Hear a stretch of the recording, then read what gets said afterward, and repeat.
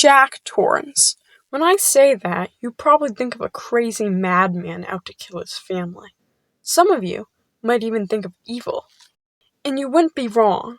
The question is, did Jack Torrance always hate his family? And the answer would definitely be no, obviously. But, did he hate them from the start of the movie? A lot of people consider Jack Torrance evil or crazy from the moment the credits roll onto screen. Or, well, after the first 3 minutes. But I'm here to disprove that. And you may be thinking, Ahsoka on Earth, why? Why would you do that? And the answer is simple. I like characters with depth, okay? And a lot of people say Jack's character is quite shallow. But I corrected them, sir. Which, don't get me wrong, from what I've heard, the original book does much more polished job at making Jack more of a tragic character with a backstory. But the movie doesn't want to weigh you down with backstory or monologue, so it does it differently. It doesn't tell the viewer, but lets the viewer assume. So it starts right where the tension begins. The beginning. Actually. Well, let's start with Jack's first mistake. Breaking Danny's arm. Yeah, this was wrong, but it was a momentary loss of muscular coordination. Few extra foot-pounds of energy per second.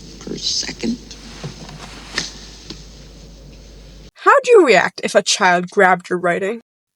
And this was back in the 80s when Jack probably had every page in a certain order and no copies of his story. Again, what did you do if someone grabbed your only copy of your precious book? That book you've been writing for 6 years. Maybe you'd grab them and pull them off the floor, but you had a momentary loss of muscular coordination.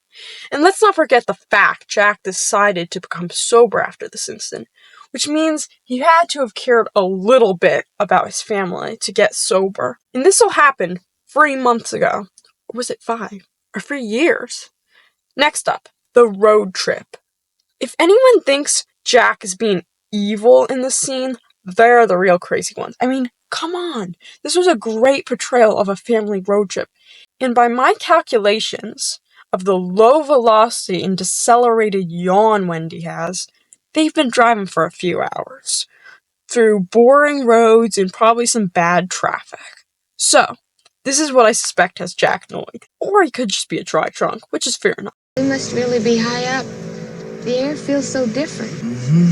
And come on now, Wendy was the one who brought up the Donner Party. What was Jack supposed to say? Danny is a mature kid. He's seen it on the television. The only thing missing on the road trip scene was for Jack to tell Danny to hand over those chips, Danny boy.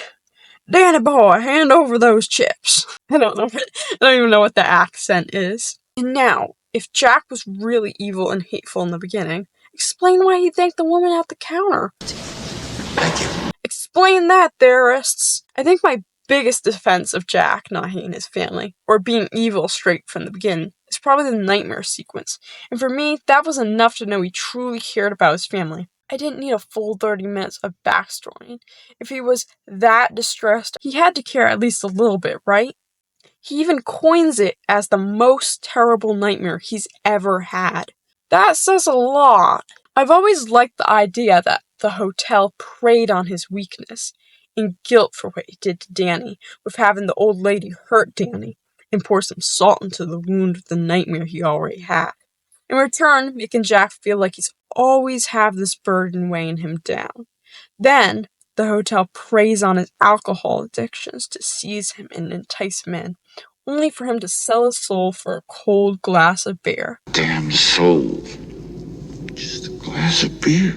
A lot of people say when he went into room 237, that was when his fate was sealed. Or the nightmare scene. But I disagree, wholeheartedly. No other scene was so perfect as the scene he sold his soul by metaphor to Lloyd. But I guess Lloyd takes metaphors very seriously.